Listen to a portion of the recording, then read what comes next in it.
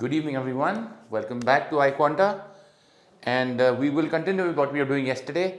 If you remember, in the last week we covered slot 1, 2017 slot 1 and slot 2 VA sections, right? Today we'll take a look at 2018 slot 1 and slot 1 VA section, RC section, so to say. Today slot 1 RC, tomorrow slot 2 RC, then VA sections of just like we did the last week. So without further ado, I'll show you the first passage, go through it, and then we'll start with the questions.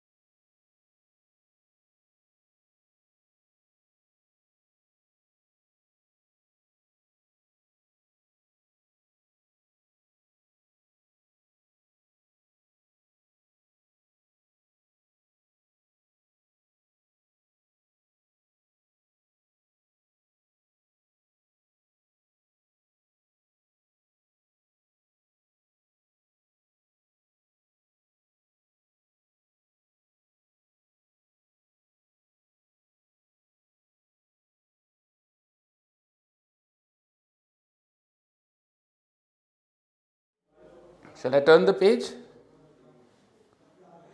Okay, one more minute.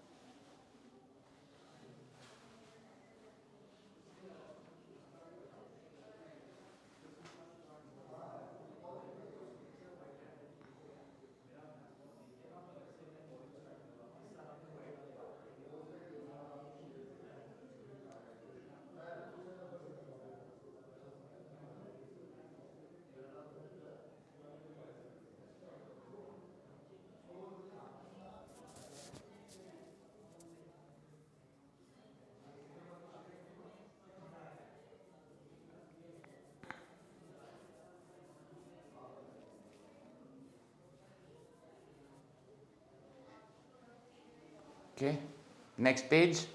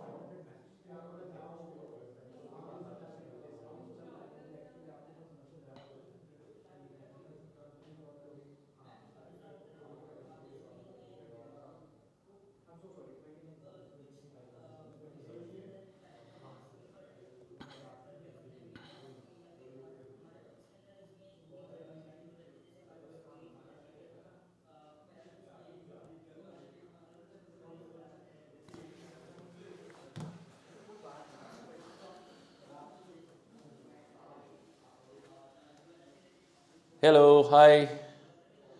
Thank you so much. Thank you so much, Savik.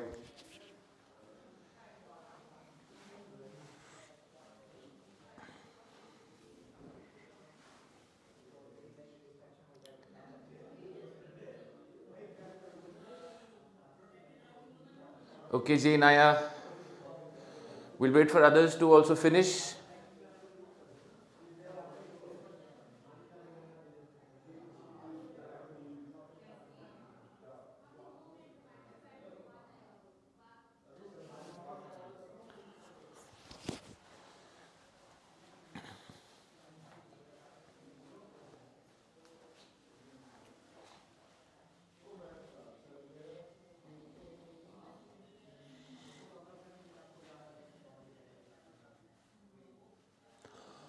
Hi, good evening, everyone.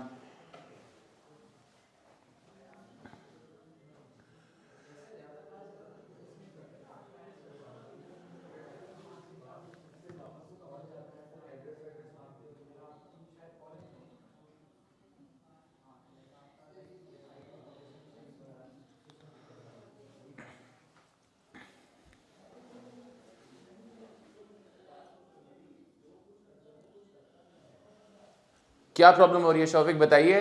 Tell me what are the words you don't understand. Ask me.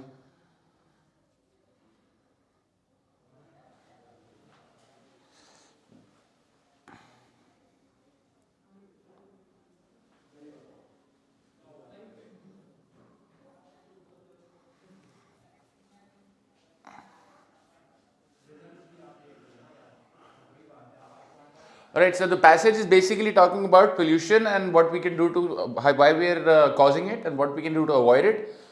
Quickly take you through the passage. It says, see, the very first thing, plastic pollution. So it gives you an idea what the passage is about. Okay. Constraints का मतलब restrictions. The only thing worse than being lied to is not knowing knowing you're being lied to. It's true that plastic pollution is a huge problem of planetary proportions, and it's true we could all do more to reduce our plastic footprint. The lie is that blame for the plastic problem is wasteful consumers and changing our individual habits will fix it. The lie is that wasteful consumers changing our individual habits will fix it. No. Recycling plastic is to saving the earth what hammering a nail is to halting falling skyscraper. So when I say recycling plastic, it is of such small proportions as hammering a nail to a falling skyscraper. So what we are saying is कि recycle करने से कुछ ज़्यादा फर्क पड़ने वाला नहीं है. Thwarted is stopped. You struggle to find a place to do it and feel pleased when you succeed, but your effort is wholly inadequate. काफी नहीं है जो मैंने आपको बताया. And distracts from the real problem of why the building is collapsing in the first place or why the earth is going to dogs. The real problem is that single-use plastic, the very idea of producing plastic items like grocery bags, which we use for an average of 12 minutes, but can persist in the environment for half a millennium, is an incredibly reckless abuse of technology.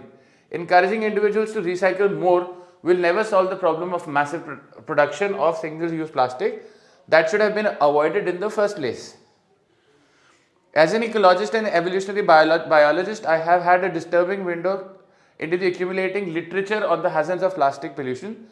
Scientists have long recognized that plastic biodegrades slowly, if at all, and pose multiple threats to wildlife through entanglement and consumption.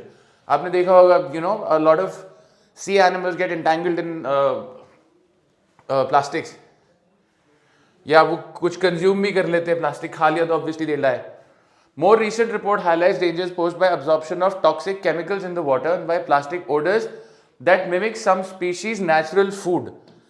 तो वो उसको खाना समझ के खा जाते हैं क्योंकि वो मिमिक करता है उनका natural food.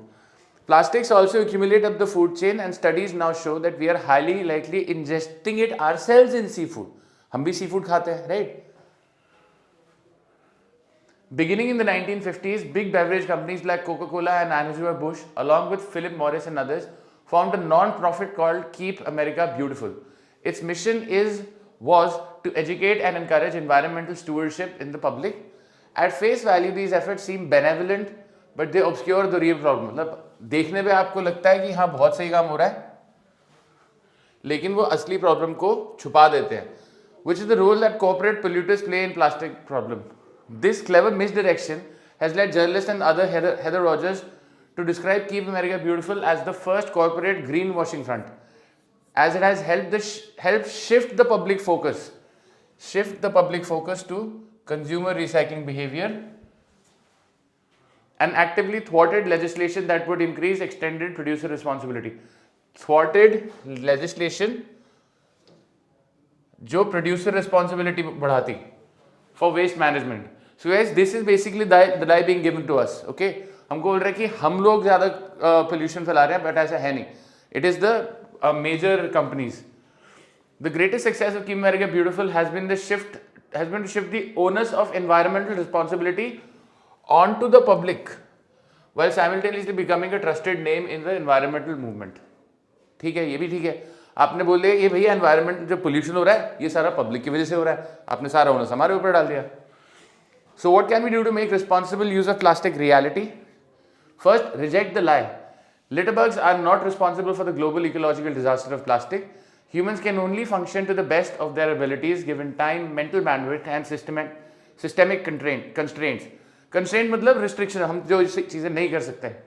Our huge problem with plastic is the result of permissive legal framework that has allowed the uncontrolled rise of plastic pollution, despite clear evidence of the harm it causes to local communities and the world's oceans.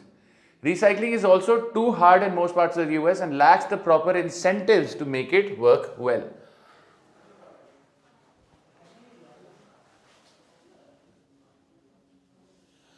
Thwarted does not mean defeated. Thwarted is restrict. रोक देना किसी चीज को.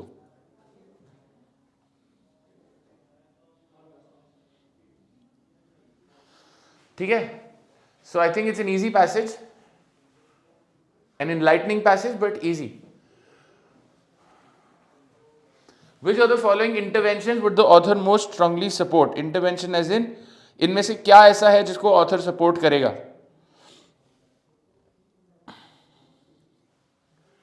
Recycling all plastic debris in the sea bed. वो तो बोल रहा है रिसाइकलिंग से कुछ खास होने वाला नहीं है, रिस्पॉन्सिबिलिटी जिसकी है उसको लेनी चाहिए.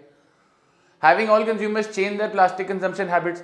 We've already spoken that it is not the consumers who are to blame. Problem तो consumers कर ही नहीं रहे. Completely banning all single-use plastic bags. नहीं. Last, passing regulations targeted at producers that generate plastic products. जो mass consumers हैं उनके ऊपर.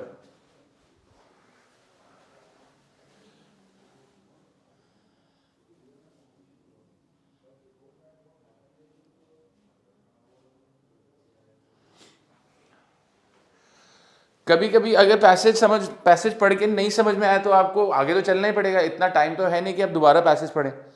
सो it is best to take a look at options.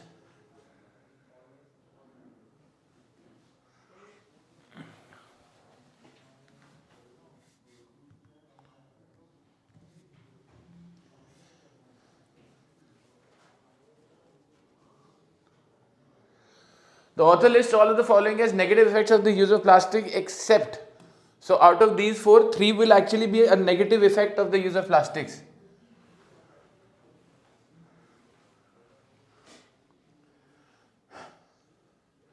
Slow pace of degeneration and non-degradation of plastic environment, yes, mentioned है. Air pollution caused during the process of recycling plastics, ये भी mentioned है. नहीं, एक minute. Guys, air pollution की कहीं बात नहीं हुई है.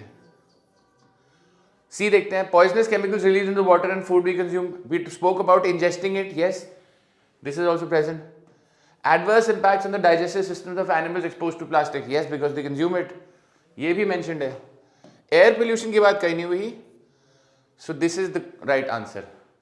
All of the following are listed as negative effects except B.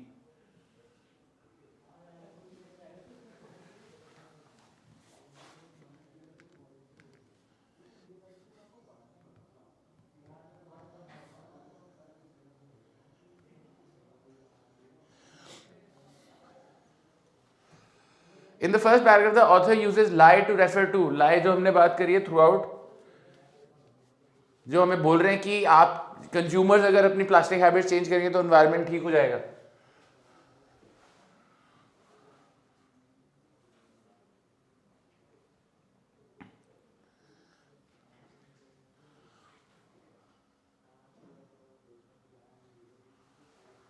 So clearly A. Blame assigned to consumer for consumer नहीं, जो producer है वो है, that is he or she is to be blamed. Understatement नहीं है that people do not know they've been lied to. See, this is very vague, does not tell us what the lie is. Understatement of the effects of recycling plastics, no, that's not mentioned either. In the second phrase, hammering a nail is to halting skyscraper means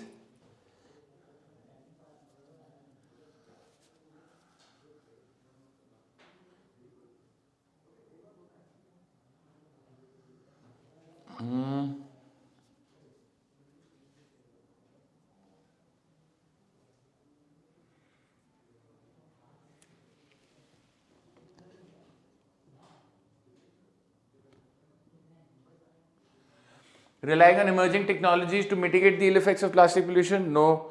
Encouraging the responsible production of plastic by firm, responsible production की भी बात कहीं नहीं हुई है. Focusing on consumer behavior to tackle the problem of plastic pollution, yes.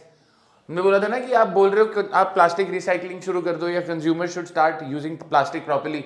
This is as good as hammering a nail is to halting and falling skyscraper. So C. Focusing on single use plastic bags to reduce plastic footprint, ये भी कहीं नहीं mentioned है.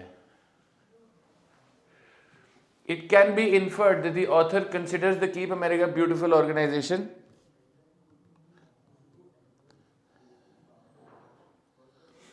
a greenwash because it was benevolent attempt to improve public recycling habits, no.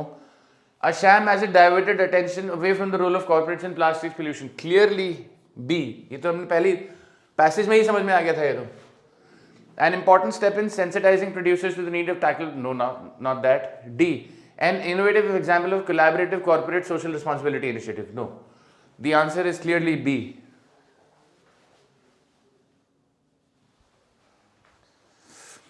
Alright, are we clear with this passage? Any questions, any doubts?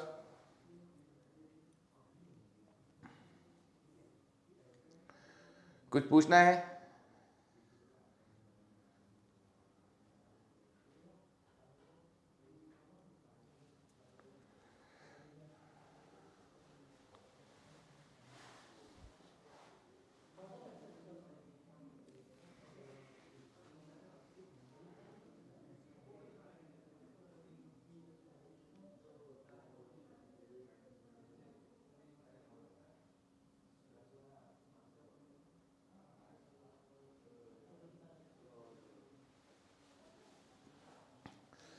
बताइए guys, I'm waiting for your response.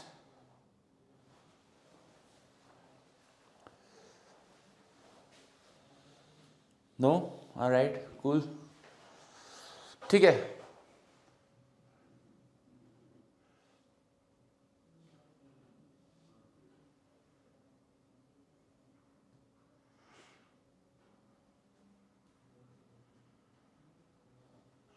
This is the next passage. Some of you prefer, looking at questions first. So what I'll do is I'll show you the questions that follow.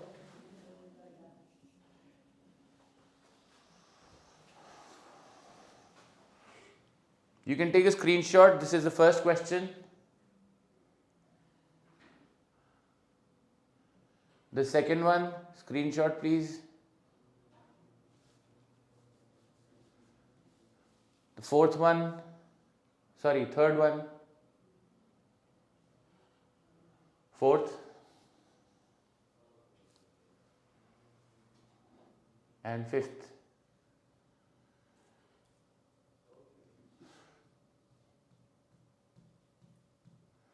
Please read the passage.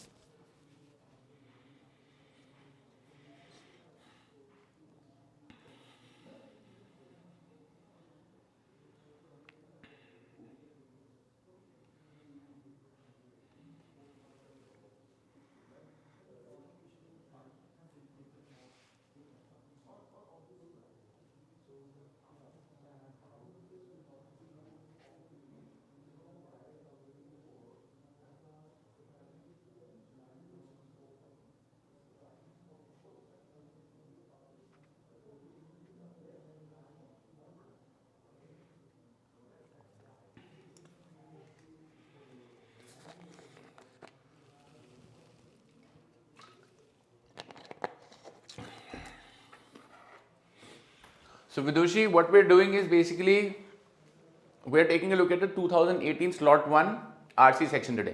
Okay. Just to have a fair idea of what level does CAT check us on, just take previous year's papers into contention. Moving to the next page.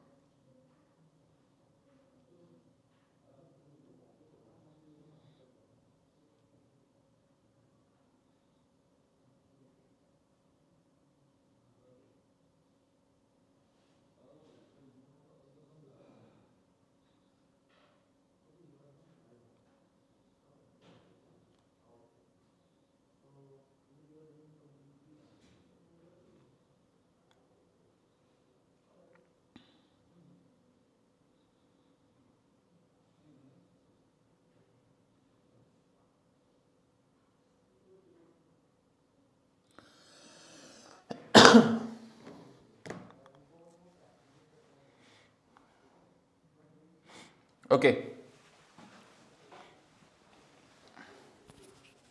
I think we'll just take a look at the passage once. Everybody pretty much agrees the relationship between elephants and people has dramatically changed, says psychologist Gary Bradshaw, where for centuries humans and elephants lived in relatively peaceful coexistence. There is now hostility and violence. Now I use the term violence because of the intentionality associated with it, both in the aggression of humans and at times the recently observed behavior of animals.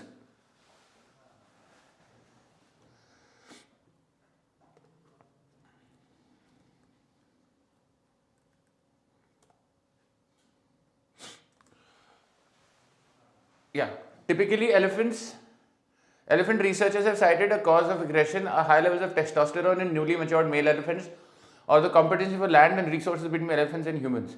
But Bradshaw and several colleagues argue that today's elephant population are suffering from a loss of chronic stress, a kind of species-wide trauma. Decades of poaching and culling. Poaching is to kill, culling is also to kill, removing.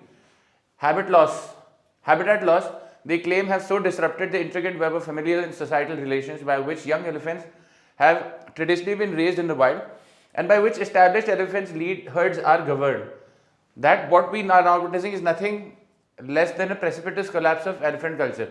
Precipitous means just ekdam se ho, suddenly. Elephants, when left to their own devices, are often profoundly social creatures. Young elephants are raised within an extended multi-tiered network of doting female caregivers that includes the male mother, grandmother, aunts and friends. These relations are maintained over a lifespan as long as 70 years. Studies of established herds have shown that young elephants stay within 15 feet of their mothers for nearly all of their first 8 years of life, after which young females are socialized into the matriarchal network, while young males go off for a time into the all-male social group before coming back onto the fold as mature adults.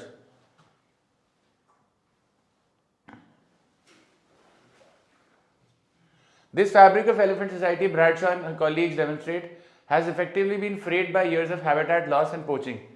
Frayed का मतलब होता है having effects of strain, मतलब strain की वजह से ऐसा हो गया फर्क पड़ रहा है उनके. Along with the systematic culling by government agencies to control elephant numbers and translocations of herds in different habitats. As a result of such upheaval, calves are now being born to and raised by even younger and inexperienced mothers. Young orphaned elephants, meanwhile, that have witnessed the death of a parent at the hands of poachers are coming of age in the absence of the support system that defines traditional elephant life. The loss of elephant elders and the traumatic experience of witnessing massacres of their family impairs normal brain and behavior development in young adults, young elephants. Yeah, this would happen to any species, all right?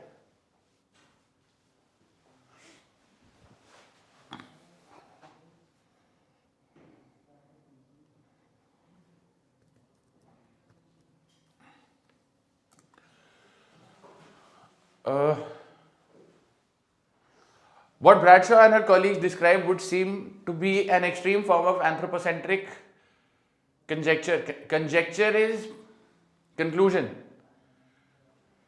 If the evidence that they've compiled from various elephant researchers weren't so compelling, the elephants of decimated herds, especially orphans who watched the death of their parents and elders from poaching and culling, exhibit behavior typically associated with post-traumatic stress disorder and other trauma-related disorders in humans. Abnormal startle response, unpredictable social behavior, inattentive mothering and hyperaggression. According to Bradshaw, elephants are suffering and behaving in the same ways that we recognize in ourselves as a result of violence. This is what I was talking to you about as well. Except perhaps for a few specific features, brain organization and early development of elephants and humans are extremely similar. So trauma दोनों को उसी तरह से effect कर रहा है, ठीक है?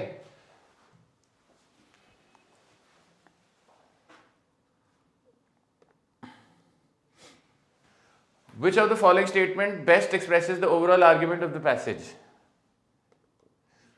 Elephants, like humans, are in conflict with are profoundly social creatures. No, we are not talking about like the humans they are in conflict with. The relationship between elephants and humans has changed from one of the coexistence to one of hostility. That is something mentioned, but that's the overall argument. Recent elephant behavior could be understood as a form of species-wide trauma-related response. That's the main idea of the passage. Clearly see. The brain organization and early development of elephants and humans are extremely similar. That is also mentioned, but C is basically the overall argument.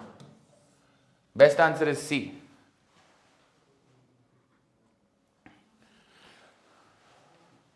In the first paragraph, Bradshaw uses the term violence to describe recent change in the human-elephant relationship because according to him, both humans and elephants have killed members of each other's species. No, not really. There is a purposefulness in humans and elephant aggression towards each other. Purpose, yes. Intentionality, मतलब intentionally कर रहे हैं वो, purpose है.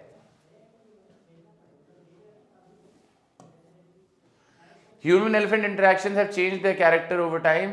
Elephant herds and their habitat have been systematically destroyed by humans. तो systematically destroy नहीं किया है. And it says human-elephant interactions have changed. Guys, change does not give a very clear idea. Have they improved or have they gone worse? The passage makes all of the following claims except. तो मतलब इन सब में सारी चीजें बोल रहा है passage, एक चीज के अलावा क्या नहीं बोल रहा है वो बताना है आपको.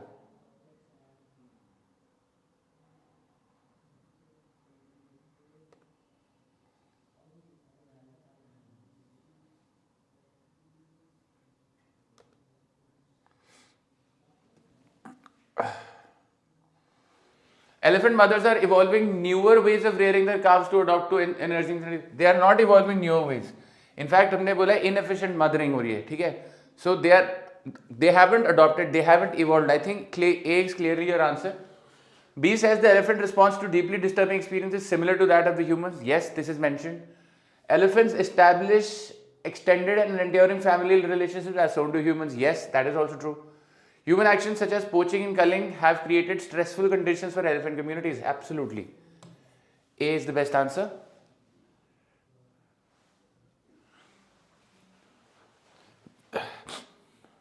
Which of the following measure is Bradshaw most likely to support to address the problem of elephant aggression? The development of treatment programs for elephants drawing on insights gained from treating post-traumatic stress disorder in humans. Yes, because if you see towards the end, this is what Bradshaw says. तो जैसे हम humans को treat करते हैं वैसे ही हम elephants को भी treat कर सकते हैं.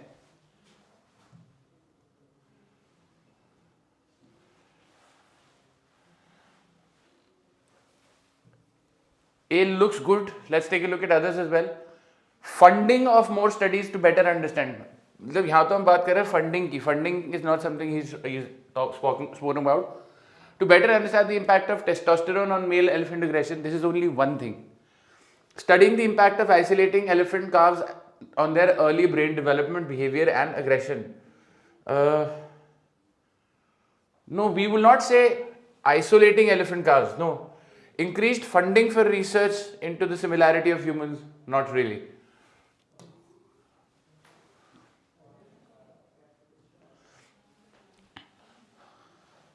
In the paragraph 4, the phrase fabric of elephant society.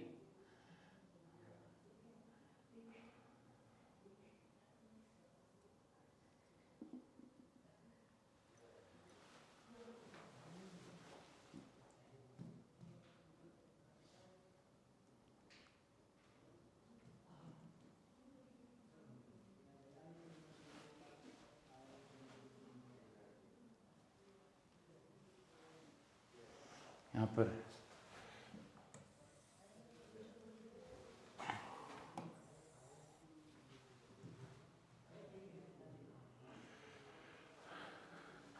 an exaggeration aimed at bolstering Bradshaw's claims? No. An accurate description of the condition of elephant herds today? No. An ode to the fragility of elephant society today? Not really. A metaphor for the effect of human activity on elephant communities. फ्रेड मतलब उसकी वजह से उनको फर्क पड़ा है. So clearly D.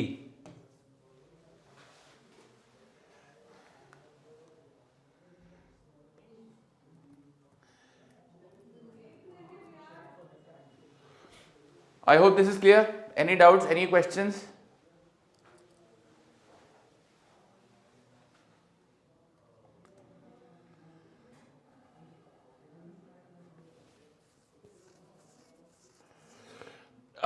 Paraphrasing is something that you can go for it if it works for you. This is an individual choice. It is acceptable to use it if it's helpful, yes.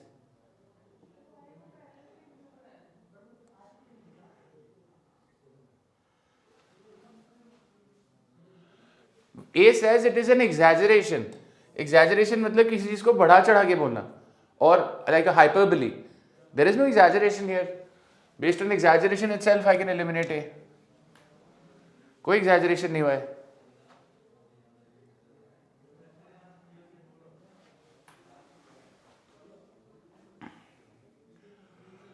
Question is, which of the following measures is Bradshaw most likely to support? What will Bradshaw support for elephant aggression? This talks about funding. This talks about funding. I can eliminate BND on the very basis. C talks about isolating animals. That is also not something which you want to do. Development of treatment programs for elephants drawing on insights gained from the treating post-traumatic stress disorder in humans. Because brain development etc. is the same.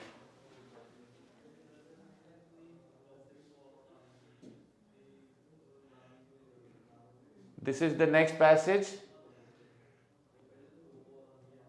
Take a look at the first question. You can take a screenshot.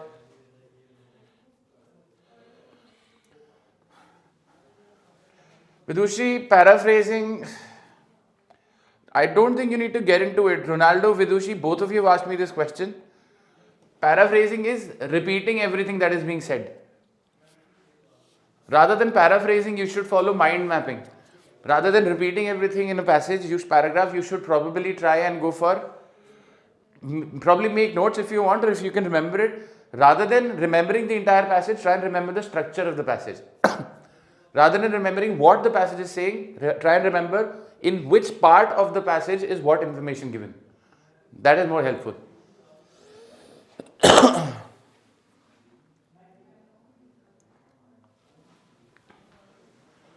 Next question.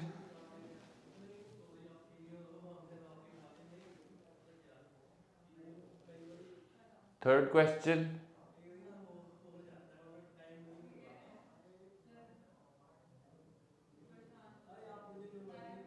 Fourth.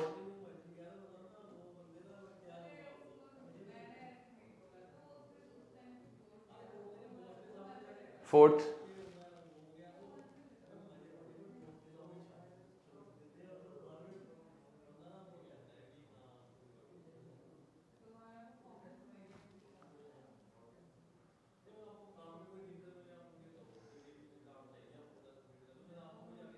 Fifth.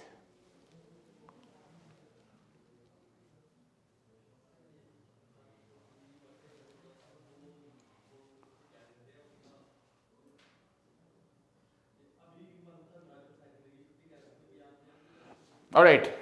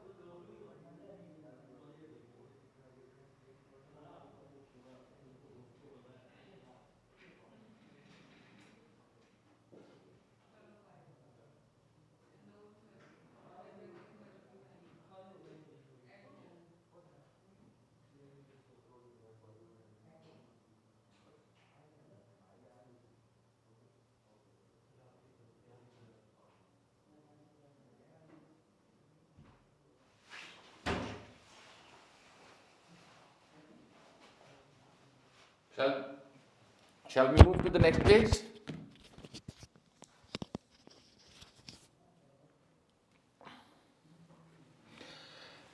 Guys, you can ask me questions, but try and, try and figure out a contextual meaning of the word.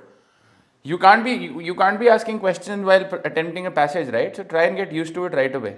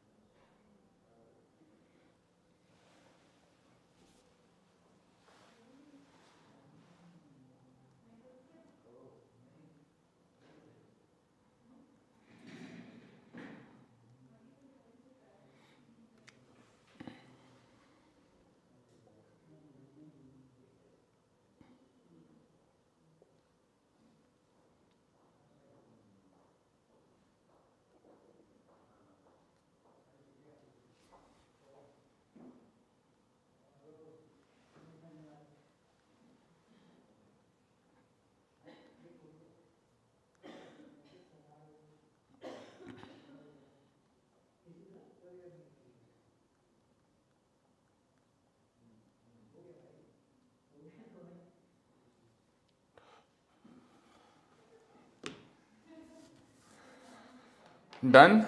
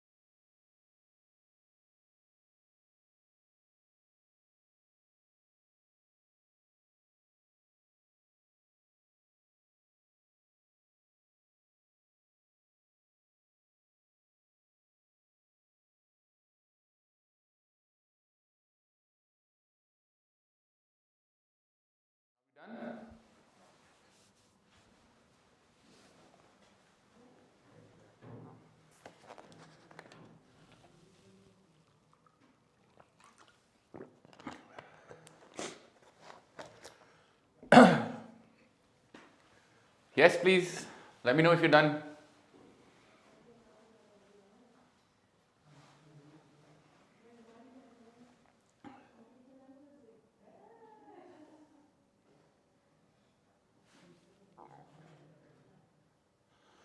Okay, before we move to the questions, let me take you through the passage one more time. As the passage suggests, India and the World War, right? It says the Indian government has announced an international competition to design a national war memorial in New Delhi to honor all of the Indian soldiers who served in the various wars and counter-insurgency campaigns from 1947 onwards. The terms of the competition also specified that the new structure would be built adjacent to the India Gate, a memorial to the Indian soldiers who died in the First World War. Between the old imperialist memorial and the proposed nationalist one, India's contribution to the Second World War is airbrushed out of existence. Airbrushed as in nobody remembers it anymore. Okay? The Indian government's conception of the war memorial was not merely absent-minded. Rather, it actually accurately reflected the fact that both academic history and popular memory have yet to come to terms with India's Second World War, which continues to be seen as little more than the mood music in the drama of India's advance towards independence and partition in 1947. Further, the political trajectory of the post-war subcontinent has militated against popular remembrance of the war. With partition and the onset of India-Pakistan rivalry, both of the new nations needed fresh stories of self-legitimization rather than focusing on shared wartime experiences. However, the Second World War played a crucial role in both the independence and partition of India. The Indian Army recruited, trained and deployed some 2.5 million men, almost 90,000 of which were killed and many more injured. Even at the time, it was recognized the largest volunteer force in the war. India's material and financial contribution to the war was equally significant. India emerged as a major military, industrial and logistical base for the Allied operations. Allied operations because UK was a part of Allied operations and India was ruled by the UK then. In Southeast Asia and the Middle East, this led to the United States to take considerable interest in the country's future. So US was also a part of Allied nations and ensured that this was no longer to preserve the British government. Other wartime developments pointed in the direction of India's independence. In a stunning reversal of its long-standing financial relationship with Britain, India finished the war as one of the largest creditors to the imperial power. यही बता रहा था मैं आपको. Imperial power was that UK, East India Company.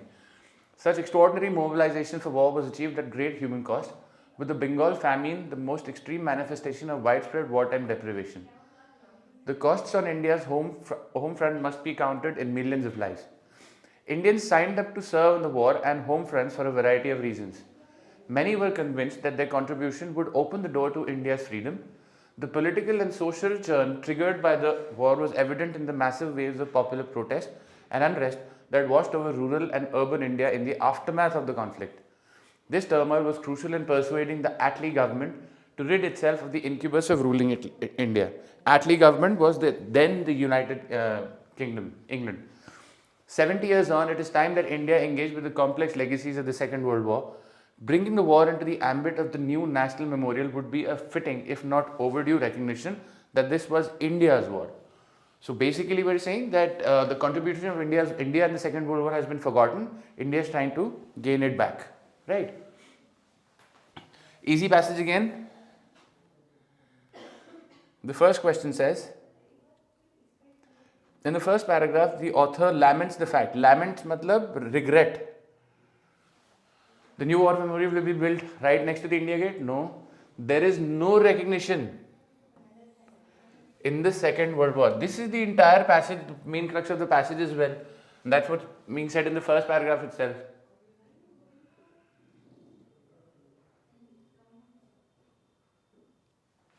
This. So B looks good. C says funds will be wasted on another war memorial when we already have the India Gate Memorial. No. India lost thousands of human lives during the Second World War. That's not stated in the first paragraph. Okay. The author lists all of the following as outcomes of the Second World War except. तो मतलब इनमें से सारे outcome होंगे, एक नहीं होगा. US recognition of India's strategic location and role in the war. Yes, that's why we said that US started taking interest in India's future. So A is listed. Large scale deaths in Bengal as a result of the deprivation and famine. Famine is also mentioned. Yes. Independence of the subcontinent and its partition into two countries. That is also mentioned. The large financial debt India owed to Britain after the war.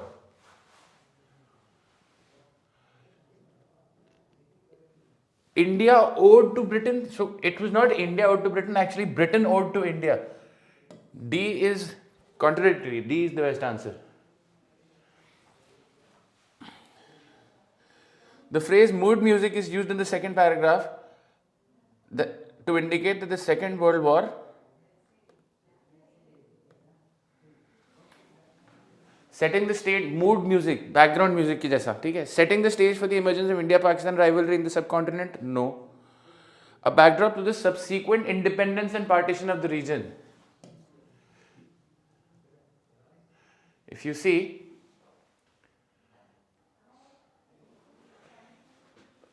in India's Second World War, little more than mood music in the drama of independence and partition. See, a part of the narrative of the ill effects of colonial rule on India, a tragic period in terms of loss of lives and national wealth. And that's not mentioned either. So clearly, B.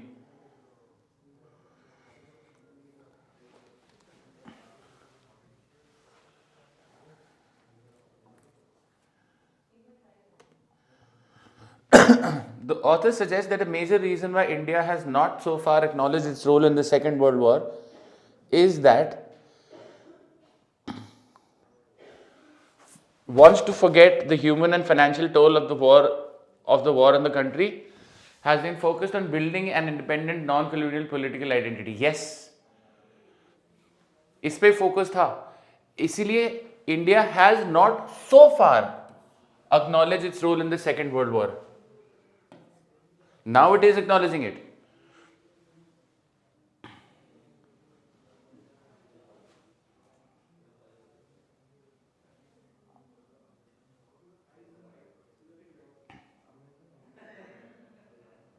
Right.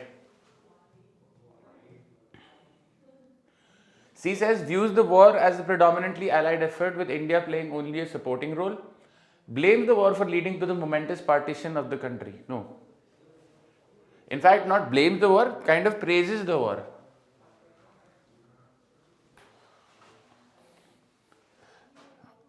The author claims that omitting mention of Indians who served in the Second World War from new National War Memorial is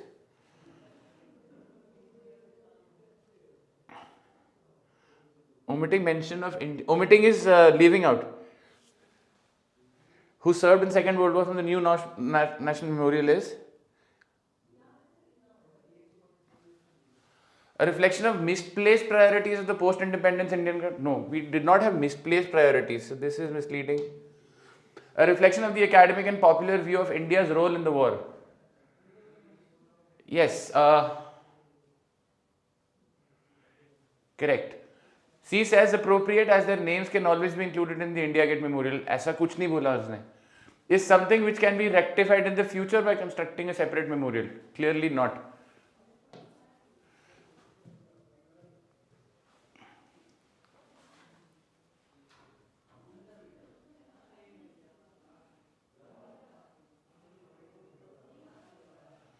All right. Are we clear with this passage? Any questions?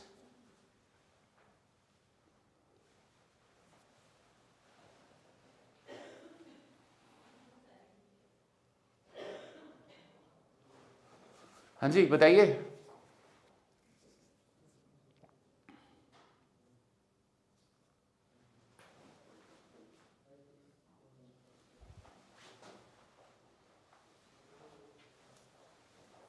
Are you asking me? Are you telling me?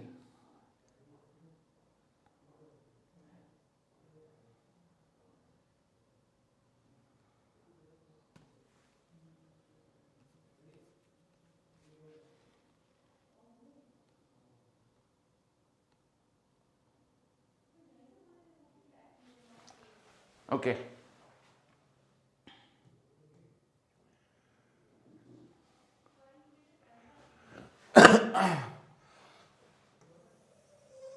Not merely absent-minded, both academic history and popular memory.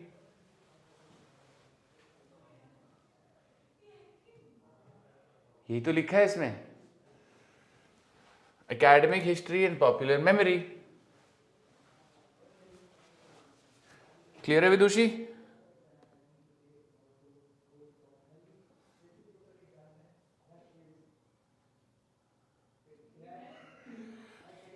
आकृति, the only thing you can do is go for the contextual meaning. ऐसा होता होगा आपके साथ that when you're reading some article, you come across a word which you've not seen earlier.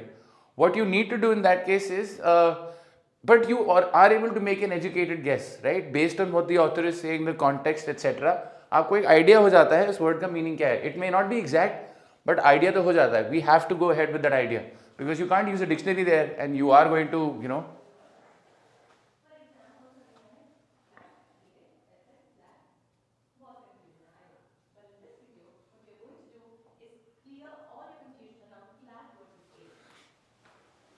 Okay, so take a look at this passage. This is the first question.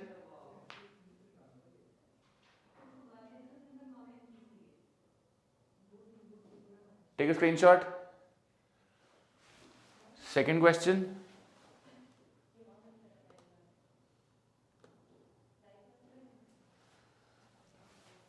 Clear है आकृति?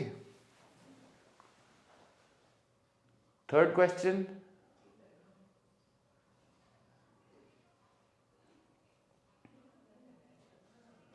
Fourth question.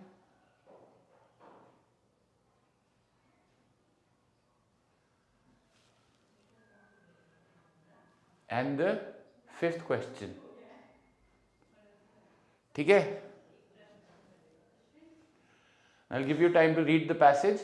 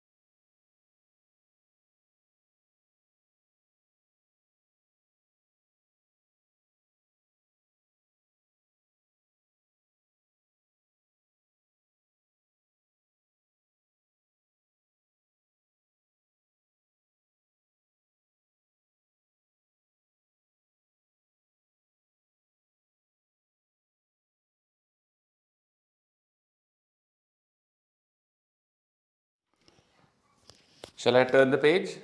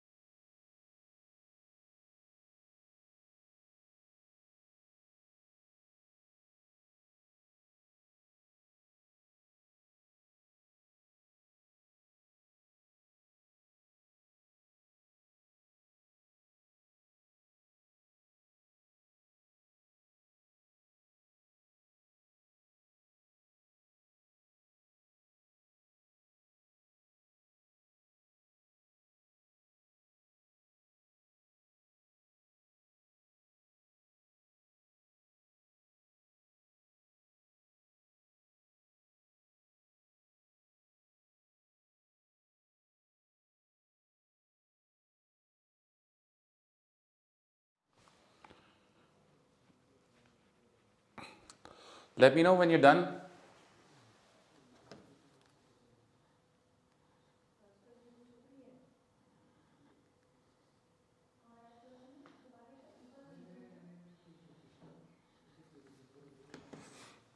Okay, let's take a look at the passage quickly.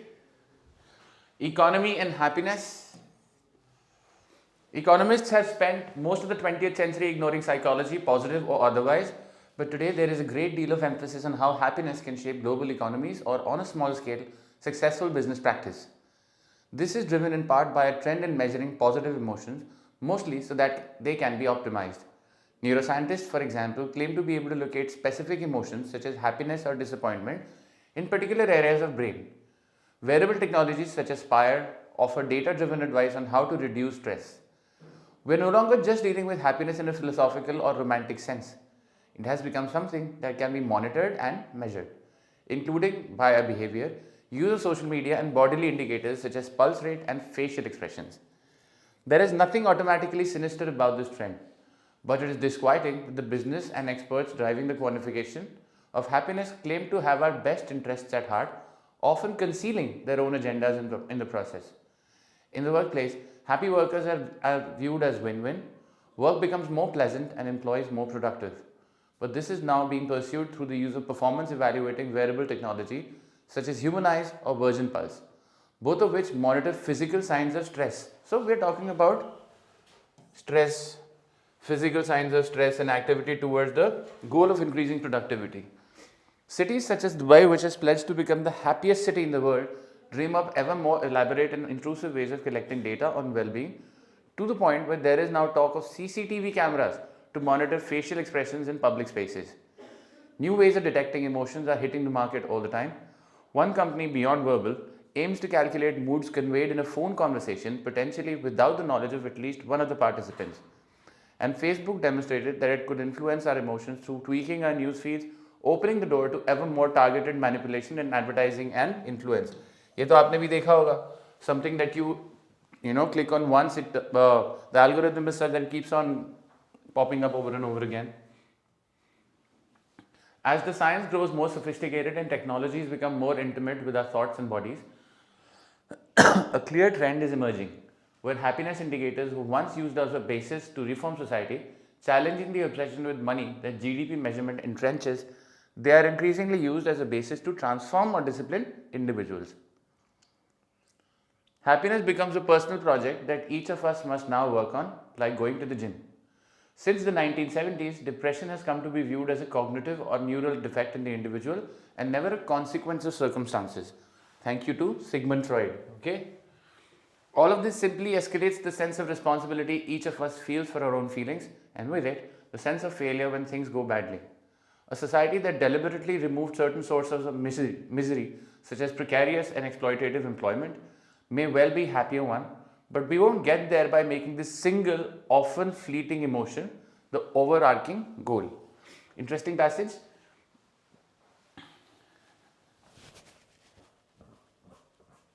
Okay, let's look at the questions.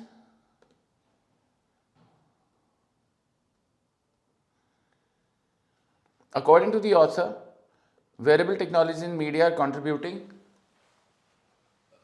most to happiness as a personal project? No. Depression as a thing of the past? No.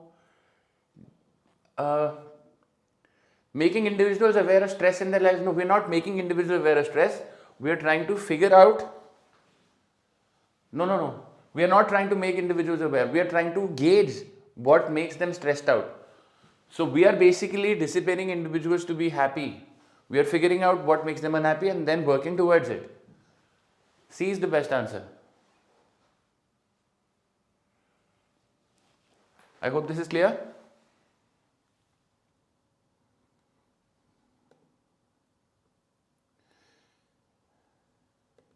Yes, okay. The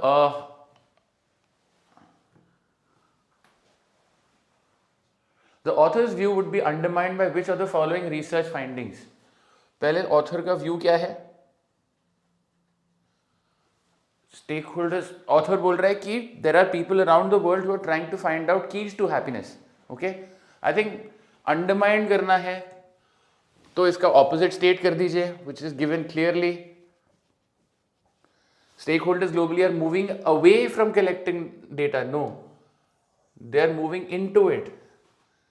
Clearly, B is the best answer. C says a proliferation of gyms that are collecting data on customer well-being. D says individuals worldwide are utilizing technologies to monitor and increase their well-being. ऐसा भी कुछ नहीं है. B has to be the best answer here.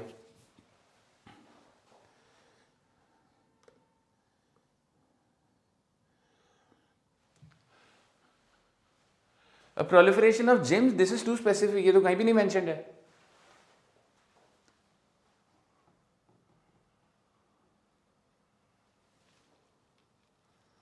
Okay.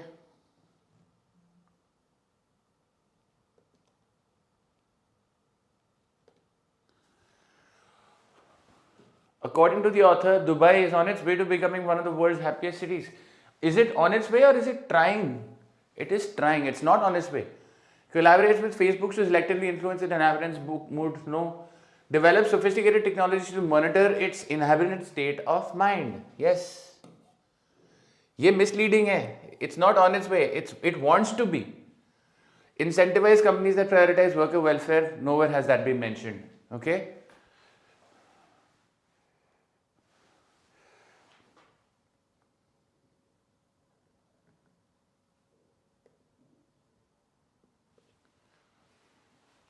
No, question 3A नहीं है.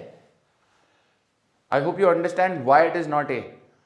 Dubai wants to be there. Dubai wants to be the happiest country in the world. It is not yet. It's on its way to becoming one of the world's happiest cities. It's not on its way. It wants to be there.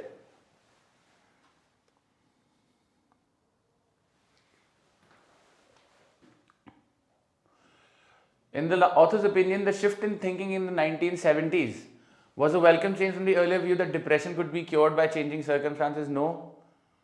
Introduced greater stress into people's lives as they were expected to be responsible for their own happiness. ये होना चाहिए answer आपका.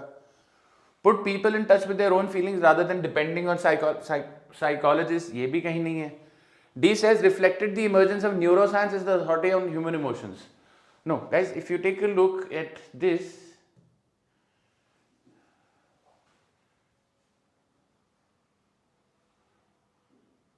see, all of this simply escalates the sense of responsibility each of us feel, and with it, the sense of failure when things go badly. So, इससे और stress बढ़ गया क्योंकि हमें पता है that we are responsible for our own happiness. That's why B.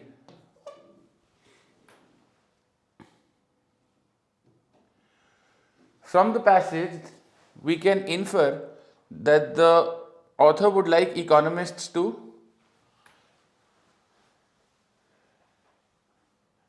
A looks good, incorporate psychological finding into their research cautiously, correlate measurements of happiness with economic indicators. Correlate तो कहीं नहीं बोला है उसने. Measure the effectiveness of Facebook. No, we don't want to measure the effectiveness of Facebook.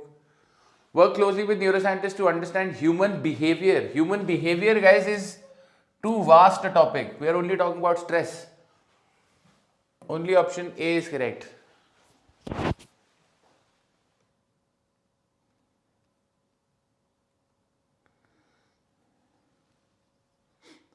I hope this is clear.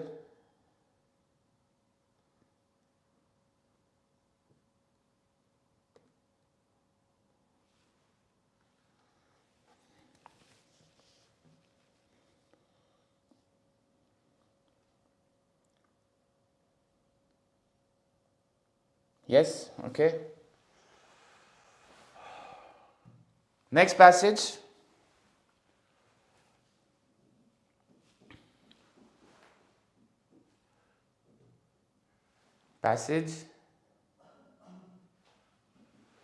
Then you have question number 1. Please take a screenshot.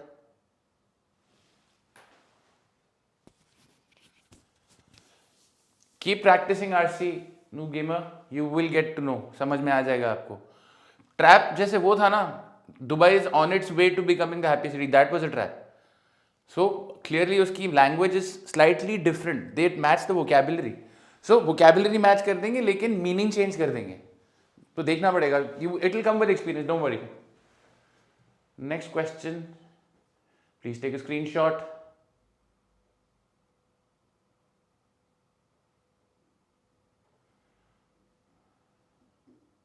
Next question.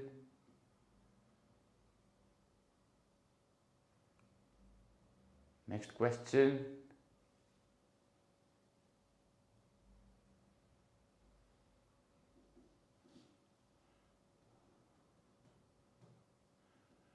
Okay, you can now read the passage.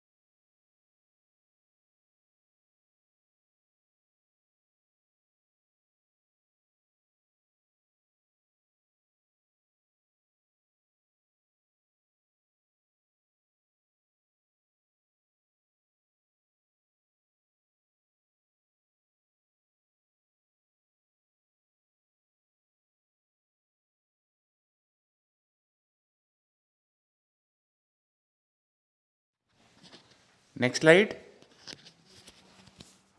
Shall we move?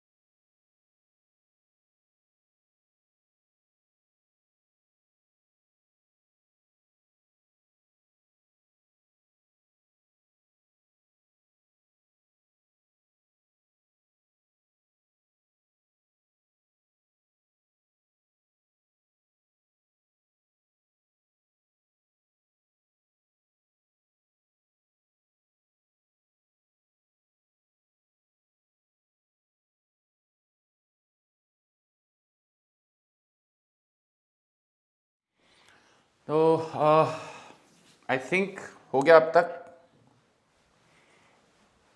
Let's go back to the passage. Acquired characteristics. Okay. When researchers at Emory University in Atlanta trained mice to fear the smell of almonds, they found to their consternation that both the children and grandchildren of these mice were spontaneously afraid of the same smell.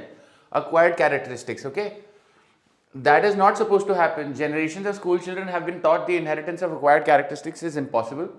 A mouse should not be born with something its parents have learned during their lifetimes, any more than a mouse that loses its tail in an accident should give birth to tailless mice. Modern evolutionary biology dates back to a synthesis that emerged around the 1940s, 60s, which married Charles Darwin's mechanisms of natural selection with Gregor Mendel's discoveries of how genes are inherited. The traditional and still dominant view is that adaptations from the human brain to the peacock's tail are fully and satisfactorily explained by natural selection. Okay? So they need these things. Yet, from genomics, epigenetics, and developmental biology, evolution is more complex than we once assumed. In his book on human nature, the evolutionary biologist Edward O. Wilson claimed that human culture is held on a genetics leash. The metaphor needs revision. Imagine a dog walker struggling to retain control of a brawny mastiff. Mastiff is a dog. The pair's trajectory, the path of evolution, reflects the outcome of the struggle.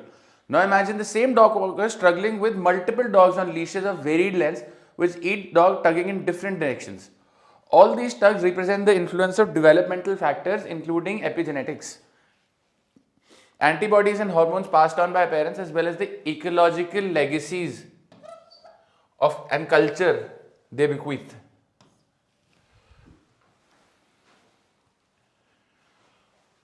The received wisdom is that parental experiences can't affect the characters of their offspring, except they do. The way that genes are expressed to produce an organism's phenotype, the actual characteristics it ends up with, is affected by chemicals that attach to them.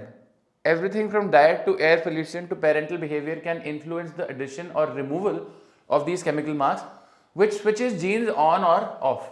Usually, these so-called epigenetic attachments are removed during the production of sperm and egg cells, but it turns out that some escape the resetting process and are passed on to the next generation along with genes. Some escape the resetting process and are passed on to the next generation. This is known as epigenetic inheritance, and more studies are confirming that it really happens. Let's return to the almond-fearing mice. The inheritance of an epigenetic mark transmitted in the sperm is what led the mice's offspring to acquire an inherited fear, right? Epigenetic mark transmitted in the sperm. Epigenetics is only part of the story, though culture and society, humans and other animals inherit knowledge and skills acquired by their parents. All this complexity points to an evolutionary process in which genomes, hundreds to thousands of generations, epigenetic modifications, and inherited cultural factors over several, perhaps tens or hundreds of generations, and parental effects over single generation time spans collectively inform how organisms adapt. So there are multiple things which talk about adaptation, or not just genes, okay? These extra genetic kinds of inheritance give organisms the flexibility to make rapid adjustments to environmental challenge, dragging genetic change in their wake, much like a rowdy pack of dogs. Very interesting passage. I think I'm really impressed with what is being written, and I also get to learn a few things. Moving on to the questions. The passage uses the metaphor of dog walker to argue that evolutionary adaptation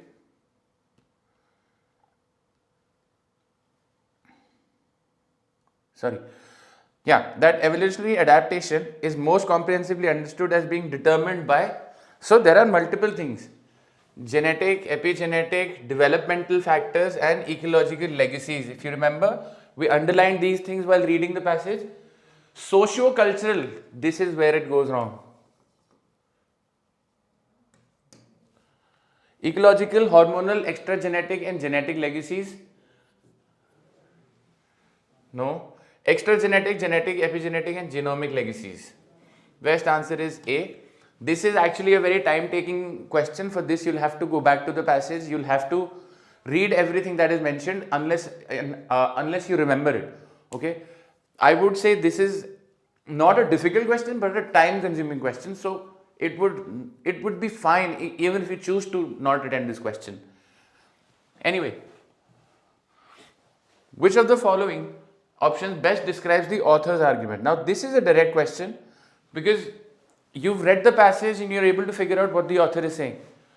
Darwin's theory of natural selection cannot fully explain evolution, not fully, because Darwin's theory only talks about natural selection. But the author here has said that there are other factors also which influence evolution. Mendel's theory of inheritance is unfairly underestimated. No, we are not saying it is underestimated. Darwin's and Mendel's theories together best explain evolution. No, we can't say they best explain evolution. It is a good explanation, yes. Wilson's theory of evolution is scientifically superior to either. We don't say that either. We are saying there are many things which are involved in evolution, not only natural selection. So Darwin's theory cannot fully explain evolution. Okay. The Emory University experiment with mice points to the inheritance of, clearly, simple answer, acquired characteristics. This is the very, this is the very topic or the name of the passage. Psychological markers, personality traits, acquired parental fears, not fears, characteristics.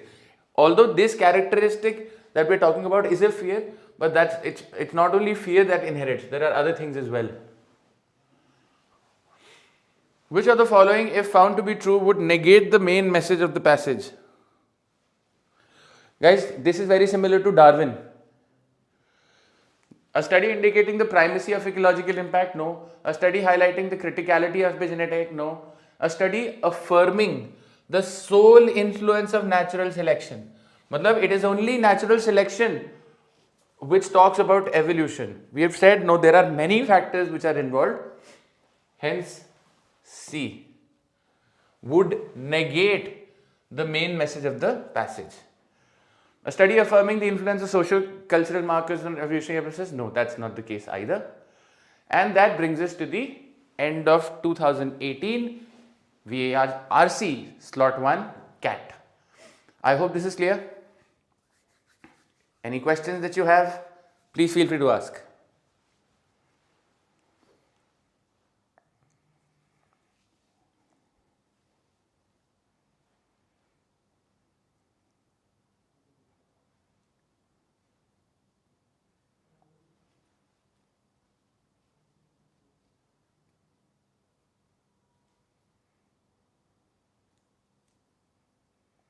बताइए.